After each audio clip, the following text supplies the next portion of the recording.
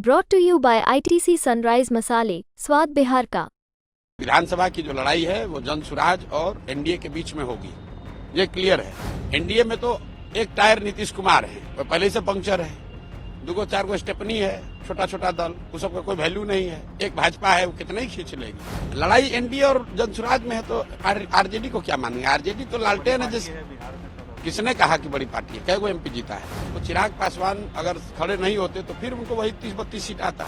2 साल में असेसमेंट ये किया कि बिहार में एक बड़ा जनमानस, करीब करीब 100% लोग, चाहे वो राजद के समर्थक हैं, जदयू के समर्थक हैं, भाजपा के समर्थक हैं या किसी दूसरे दल विचारधारा से जुड़े हुए हैं, हर व्यक्ति बिहार में बदलाव चाहता है, बिहार में एक नया विकल्प चाहता है और जन सुराज को देखता है कि ये अपॉर्चुनिटी है, वो मौका है जब वो सब लोग मिलकर एक नया दल, नया विकल्प बना सकते हैं, ताकि 15, 20, 30 वर्षों से जो राजनीतिक बंधुआ मजदूरी है, जिसमें दल काम न करने के बाद भी, गलती करने के बाद भी, जनता का शोषण करने के बाद भी सिर्फ लालू के डर से भाजपा और भाजपा के डर से लालू के आधार पर वोट लेते रहे हैं, लोग उससे, उस राजनीतिक बंधुआ मजदूरी से मुक्ति पाने के लिए तैयार बैठे हैं और जन सुराज में उनको वो विकल्प, वो अपॉर्चुनिटी, वो मौका दिख रहा है। इसलिए आप देख रहे हैं कि हजारों की संख्या में हर दिन, प्रतिदिन लोग इसमें जुड़ते जा रहे हैं। नीतीश कुमार के खिलाफ आप कह रहे हैं, नीतीश कुमार की पार्टी भी आप पर सवाल खड़े कर रही है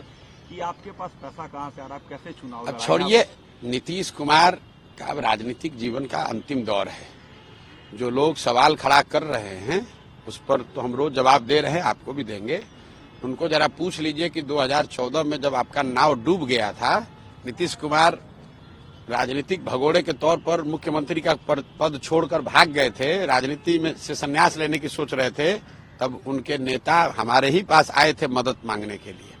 और अगर हमने नीतीश कुमार की मदद उस समय नहीं की होती तो कहाँ रहते नीतीश कुमार और कहाँ रहता जदयू। इसलिए आदमी को गीता में कहा गया है, कृतज्ञ नहीं होना चाहिए, कृतज्ञता से बड़ा कोई अपराध नहीं है। तो नीतीश कुमार और जदयू के लोग कम से कम, दूसरे दलों की छोड़ दीजिए, इन लोगों को कृतज्ञ नहीं होना चाहिए, क्योंकि अगर प्रशांत किशोर ने कंधा 2015 में नहीं लगाया होता तो न वो होते, न उनका नेता होता, न उनका दल होता।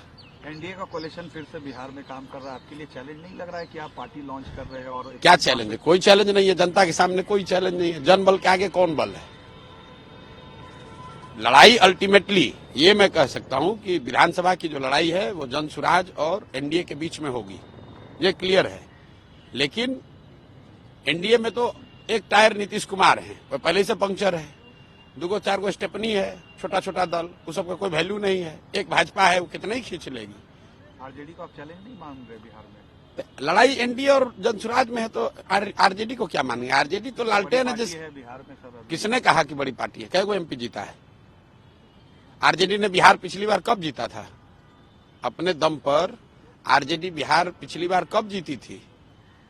इस सदी में तो नहीं जीती है। 23 हम लोग 2024 में बैठे, 24 साल में तो नहीं जीते, 1995 में जीते थे। उसके बाद कांग्रेस के स्टेपनी पर चल रहे हैं। फिर जदयू से एक बार जब हम लोग साथ में मिलकर मदद किए तब जीते।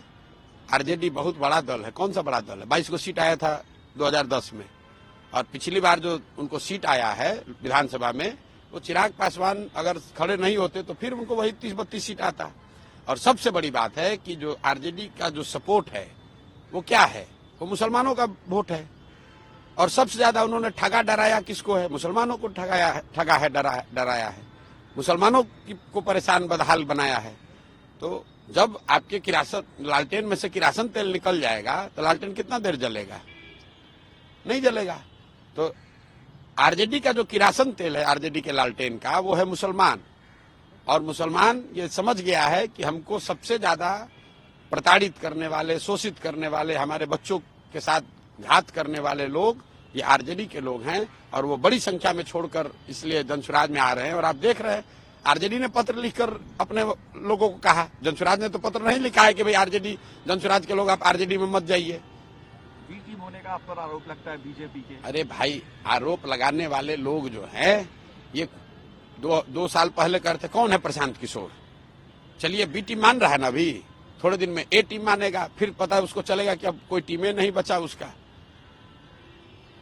प्रशांत किशोर बिहार की जनता का बी टीम है।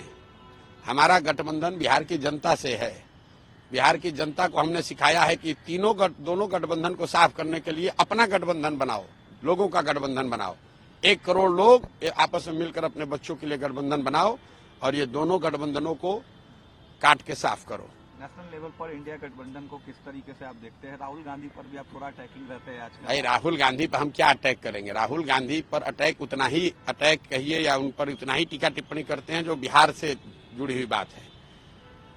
कांग्रेस का एक मुख्यमंत्री रेवंत रेड्डी तेलंगाना में अभी कुछ महीने पहले मुख्यमंत्री बना है, मतलब इतने बड़े कोई नेता नहीं है। वो वहां कहता है कि बिहार के लोगों के डीएनए है, ये मजदूरी करने वाले लोग हैं। उसका इतना हिम्मत है और उस दल का नेता आके राहुल गांधी यहाँ बिहार में लंबा चौड़ा भाषण देंगे।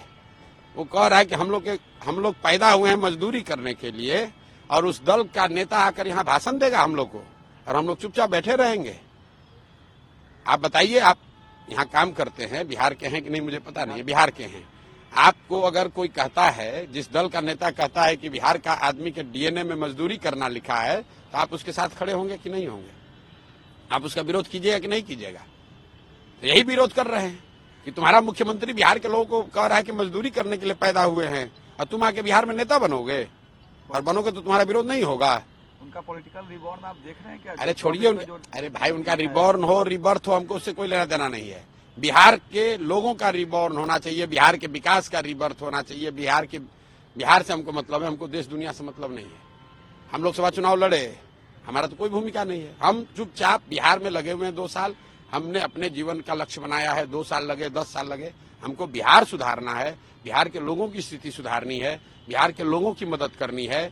उस रास्ते में जो आएगा, राहुल आ जाए, मोदी आ जाए, लालू आ जाए, किसी को नहीं छोड़ेंगे, किसी को नहीं छोड़ेंगे, किसी से नहीं डरते हैं।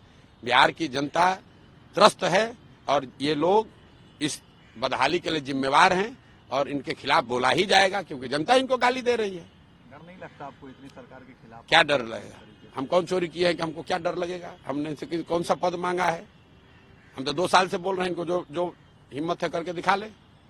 आपकी पार्टी क्या 243? हमारी कोई पार्टी नहीं है। जन स्वराज जो पार्टी बनेगी 243 लड़ेगी, बिल्कुल लड़ेगी। 243, 242 नहीं, 243 सीट लड़ेंगे। सीएम उम्मीदवार क्या आप होंगे या? अरे भैया, जो अभी आप लोग दल कैसे बनेगा? भाई देख रहे हैं कौन लोग दल बना रहा है।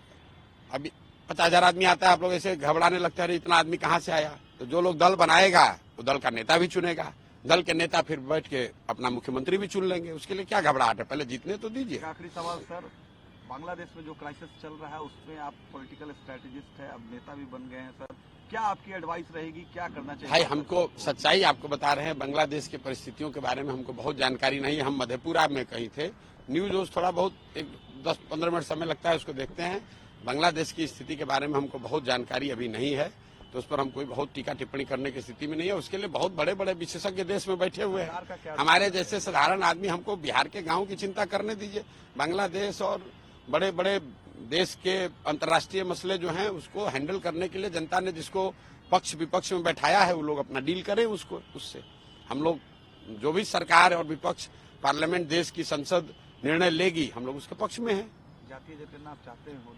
भाई जातीय जनगणना यहाँ हुआ है, हम उसके पक्ष में। बिहार में काफी लोग सवाल करेंगे। अरे हम जातीय जनगणना जब यहाँ से हो रहा है तब से कह रहे हैं जातीय जनगणना के पक्ष में, किसी भी गणना के पक्ष में है जो कि समाज की स्थिति के बारे में जानने समझने में जानकारी, सरकार को जानकारी हो, इस बात में मदद करता है, उसके हम पक्ष में हैं। लेकिन उस जानकारी पर कुछ काम भी तो होना चाहिए।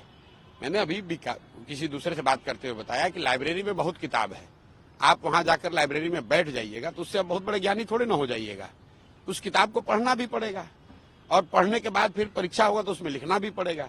तो जनगणना होना एक बात है और जनगणना से समाज की लोगों की स्थिति सुधरना अलग बात है। जनगणना इसलिए कराया गया कि चुनाव में उसका लाभ मिले।